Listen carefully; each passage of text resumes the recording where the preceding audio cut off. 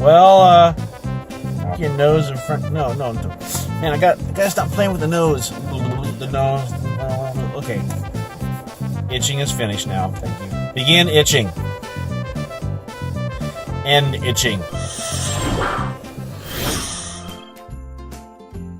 Today I get to be your author at large, way out in interesting locations.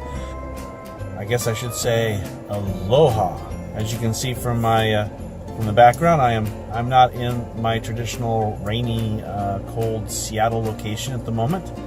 I'm actually on my last day of a little bit of a family vacation. I ended up in the car by myself again. I don't know how this happens, but pretty much I'm tired of swimming, and I was just like, well, I'll tell you what, I'll just sit in the car. And then I was sitting in the car, and I thought, hey, I should probably record one of my my weekly video. So here we go. This week I've watched some news, and I've been got a chance to do a lot of YouTubing and looking at various other author podcasts and articles. And I found something that bothered me a little bit. There's a prevailing theory that print is dead. And the argument I have seen across numerous articles and podcasts is that the only reason to print a book or to bother getting your book printed is pretty much vanity. It's you want your book in a bookstore, so you just want the acclamation of being able to say, hey, I've got a book in a bookstore. I don't agree with that at all. Print is far from dead, and in fact, in 2017, print began making a really strong comeback. There was this big push in the middle of the 2015 area where ebooks were seen as the end of print. Everyone was going electronic. That did appear to be the trend, but what was really happening was a market adjustment to a new technology. Ebooks are now available. They have penetrated the market, and they've taken their share of the market. But that doesn't mean that print no longer has a share of the market. If you look at some of the things that are happening in some of the more current articles towards the end of 2017, there's a lot of, print is back, print is the new vinyl. It's the same thing with digital versus vinyl in the music industry. There's a certain usefulness to having printed books, and that means that they're not going to just be replaced. There's the ability to write in them. There's the ability that you put them on the shelf, and if their battery dies, they continue to exist. So there's still a very broad spectrum desire for printed materials. I went and did a little research on this, and some of the more interesting things I found was, for example, I found a 2015 study by True Impact about retention. They did a study. This was mostly for advertising and marketing, which is, where the research dollars are going to get spent. Take it with a grain of salt. Don't complain. In 2015, they did a fairly extensive study, and they found that there was legitimately a difference in recall rate between print and electronic reading. People who saw stuff in print generally had better recall, 75% recall rate, versus a 44% recall rate for something they saw in a digital form. That's one of the reasons print books are probably never going to go away. Especially, I was on vacation. I had my Kindle e-reader with me, and I used that when it was convenient. But I also brought some paper books with me, and I found one at the airport, and I was like, ooh, this looks cool. So I grabbed it, and that's what I read I read that on the entire airplane trip here. Then I kept reading it while I was, getting a sunburn at the beach. That was, and I still had my Kindle. Why did I buy a print book? I had a Kindle. I could have bought it on my Kindle. Well, I bought it because, I didn't have to fumble with my Kindle. I didn't have to worry about batteries dying. There was a lot of reasons that I kind of unconsciously just blew right through. But that just proves to me that print is not going to die. One of the best industry sources for how books are being sold and where they're being sold and what the industry is really up to is the author earnings report. That's authorearnings.com.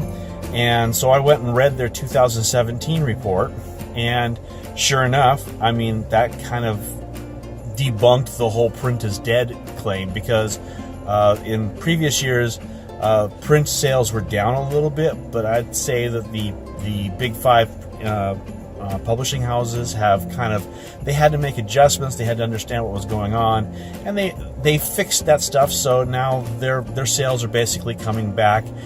Again, ebooks has a share of the market, and it's always going to have a share in the market. The 2017 author earnings report shows that ebooks sold, and I'm only interested in fantasy and science fiction. So, but this is kind of the same swash across everything. But let's just talk fantasy and science fiction, because that's kind of what I paid attention to. So, fantasy and science fiction sales 2017 across the board. Electronic books through all venues sold approximately 19 million units. That brought in approximately $81 million in sales. Yeah, that's very respectable. But same year, all venues, print books for fantasy and science fiction sold 14.4 million units, and wait for it, $165.7 million in revenue. So that means that print books produce twice as much revenue with about 5 million less units sold. Why? Print books are more expensive, for one. Print books also have a lower royalty rate. You might say, hey, Leeland, wait a minute. Indie authors make way more money from ebooks than they do from print books. Well, that's true. The same is true for traditional published books too. So if you look at I did the calculations, and for earnings, actual royalties paid to the author, indie electronic books in 2017, the indie authors earned roughly $29 million in royalties. Okay. Traditional electronic authors earned in royalties $11 million. Well, that's because the indie market consumed about 65% of the ebook sales. But it's flipped in print. In print books, indie authors earned $9 million in royalties, actual cash in the pocket, and traditional authors earned $27 million off of print book royalties. So that means that traditionally published authors in print are earning roughly the same amount of money that indie authors are earning with the electronic books. So print is not dead, it's far from it. So that basically just means, hey, well, why not print your books? Well, most indie authors are afraid of it because it's hard. This is true. You need to be able to beat the misconception that bookstores are closed to indie authors. This is not true at all.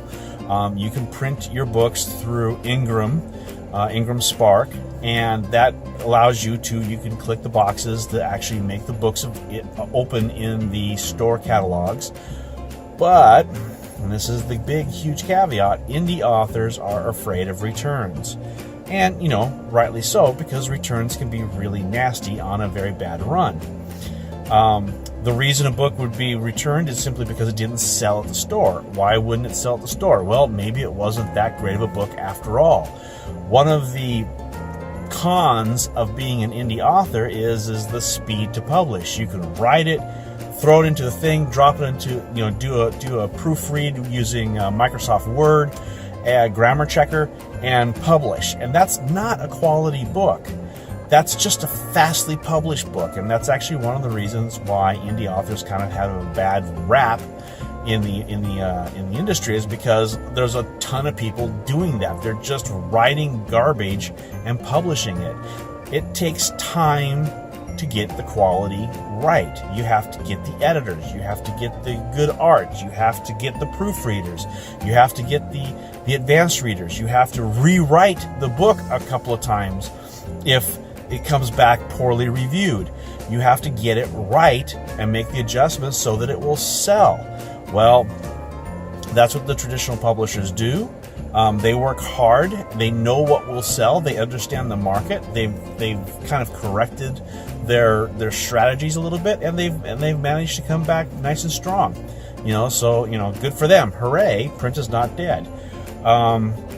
We can talk more about this if you want. Ask me some questions about what's all involved with the print, and I have another video already in my YouTube channel that actually talks about what it really means to do a tradition, to actually publish your books, and what I mean by returns.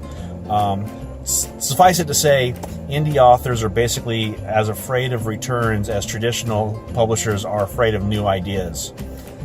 Well, which is one of the reasons to be an indie author, because you can publish something that the traditional publishers won't touch with a 10-foot stick. So I'm going to call that enough of a rant for today. I hope this was entertaining for you. So I really appreciate your listening. Thank you for your time out of your day. Make sure you click on subscribe. It's kind of down there somewhere, like maybe there, I don't know. It's down there. Also, because of YouTube's changes, you have to click the little bell icon to make sure you actually get notified when new stuff comes out. And in the meantime, I think I'm going to get back to writing. And actually, I'm going to finish my vacation, and then I'm going to get back to writing. So we'll see you next week. Have fun.